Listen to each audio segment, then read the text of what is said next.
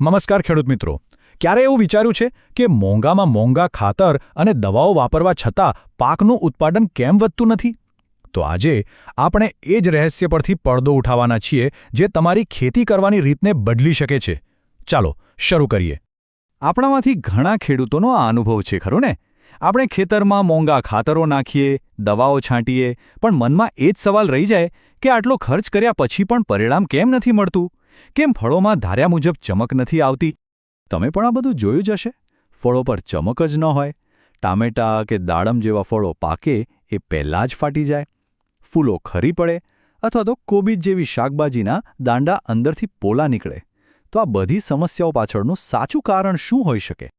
તો આ બધી સમસ્યાઓનું મૂળ શું છે? શું કોઈ રોગ છે? ચાલો આજે આ છુપાયેલા કારણને સમજીએ.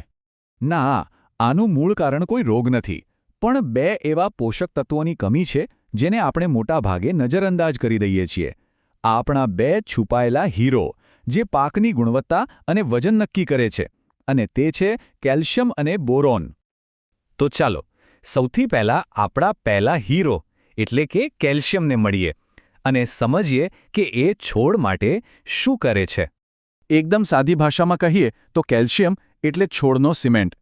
વિચારો, ઘરની દિવાલ ઈંટોથી બને છે, પણ એને જોડી કોણ રાખે? સિમેન્ટ. બસ એ જ કામ કેલ્શિયમ છોડના લાખો કોષો માટે કરે છે. એ કોષોની દિવાલને મજબૂતીથી પકડી રાખે છે. અહીં જુઓ કેટલું સ્પષ્ટ છે. જ્યાં કેલ્શિયમ છે ત્યાં દિવાલ એકદમ મજબૂત છે, અને જ્યાં નથી ત્યાં દિવાલ કેવી પડી ભાંગે છે. બસ આ જ હાલત આપણા પાકની થાય છે જ્યારે કેલ્શિયમની કમી હોય. તો એના બે મુખ્ય કામ કયા?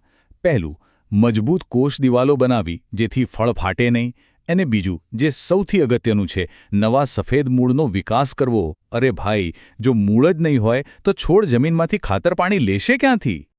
પણ કેલ્શિયમ સાથે એક મોટી તકલીફ છે. એ છે ને બહુ આળસુ તત્વ છે. મતલબ એ પોતાની મેળે છોડમાં આમતેમ ફરી નથી શકતું. એ તો ખાલી પાણીની સાથે નીચેથી ઉપર જઈ શકે. અને એટલે જ તો એની કમી હંમેશા ઉપરના નવા પાંદડા પર જ દેખાય છે. તો હવે આ આળસુ કેલ્શિયમની મદદ કોણ કરશે? અહીં આવે છે આપણો બીજો હીરો, બોરોન, જે આખી રમત બદલી નાખે છે. બોરોન એટલે છોડનો ડ્રાઈવર, અથવા કહો કે એની ટ્રાન્સપોર્ટ સિસ્ટમ. સમજો, પાંદડા એ છોડનું રસોડું છે જ્યાં ખાવાનું બને છે. પણ એ ખાવાનું ફળ ફૂલ સુધી પહોંચાડશે કોણ? એ કામ કરે છે બોરોન. આખી પ્રક્રિયા એકદમ સીધી છે.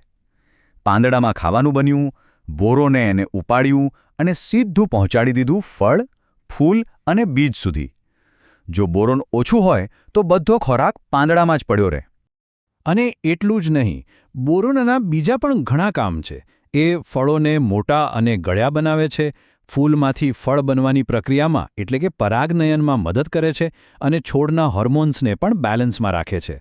અને આ બંનેનો સંબંધ સમજવા માટે આનાથી સારો કોઈ દાખલો નથી. કેલ્શિયમ એટલે ગાડી અને બોરોન એટલે એનો ડ્રાઈવર. બોરોન જ આળસી કેલ્શિયમને ધક્કો મારીને એની જગ્યાએ પહોંચાડે છે. એટલે જ તો બંનેને સાથે આપવા ખૂબ જ જરૂરી છે. ચાલો, થિયરી તો બહુ થઈ ગઈ. હવે સીધી ખેડૂતની વાત કરીએ કે ખેતરમાં ઊભા આની કમી કેવી રીતે ઓળખવી અને એનો ઉપયોગ કેવી રીતે કરવો. આ ટેબલ બરાબર જોઈ લો. જો છોડના ઉપરના નવા પાન વાંકાચૂકા થતા હોય તો સમજી લેવાનું કે કેલ્શિયમ ઘટે છે. ખાસ કરીને ટામેટા મરચામાં ફળ નીચેથી કાળું પડીને સડવા માંડે, જેને આપણે બ્લોસમ એન્ડ રોટ કહીએ છીએ, એ તો કેલ્શિયમની ઉણપની પાક્કી નિશાની છે. બીજી બાજુ, જો ફળ ફાટી રહ્યા હોય કે દાંડી પોચી પડતી હોય તો એ બોરોનની કમી છે. હવે વાત કરીએ ડોઝની. જો તમે ડ્રીપથી કે જમીનમાં આપતા હો તો 1 એકરમાં લગભગ 10થી 15 કિલો કેલ્શિયમ નાઇટ્રેટ સાથે 500 ગ્રામ બોરોન આપો. અને જો સ્પ્રે કરવો હોય તો ચિલેટેડ કેલ્શિયમ બોરોન 1 લિટર પાણીમાં 1.5થી 2 ગ્રામ નાખીને છાંટો. પહેલો સ્પ્રે ફૂલ આવે એ પહેલાં અને બીજો ફળ બેસવાના સમયે. હવે આ બધું સમજ્યા પછી એક એવી ભૂલ વિશે વાત કરીશ જે મોટાભાગના લોકો કરે છે અને પોતાનું હજારો રૂપિયાનું નુકસાન કરી બેસે છે. ધ્યાનથી સાંભળજો. કેલ્શિયમ નાઇટ્રેટને કોઈપણ ખાતર સાથે મિક્સ કરતા પહેલાં 100 વાર વિચારજો. ખોટી રીતે મિક્સ કરશો તો પૈસા પણ જશે અને તમારી ડ્રીપ સિસ્ટમ પણ બ્લોક થઈ જશે. આ લિસ્ટ મગજમાં છાપી લો. કેલ્શિયમ નાઇટ્રેટને ક્યારેય ભૂલથી પણ સલ્ફેટવાળા ખાતરો જેમ કે મેગ્નેશિયમ સલ્ફેટ, ઝિંક સલ્ફેટ કે પછી ફોસ્ફેટવાળા ખાતરો જેમ કે DAP, 1261 એની સાથે મિક્સ ના કરતા. કરશો તો દૂધની જેમ ફાટી જશે અને નીચે પથ્થર જેવું જામી જશે, જે કોઈ કામનું નથી. તો પછી સોનેરી નિયમ શું છે? એકદમ સરળ. કેલ્શિયમ નાઇટ્રેટને કાં તો એકલું આપો અથવા તો ફક્ત અને ફક્ત બોરોન સાથે આપો. બસ, બીજું કંઈ નહીં.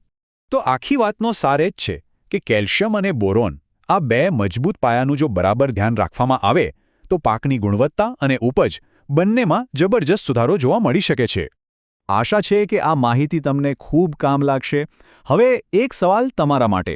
કેલ્શિયમ અને બોરોન પછી તમે કયા પોષક તત્વ વિશે ઊંડાણથી જાણવા માંગો છો?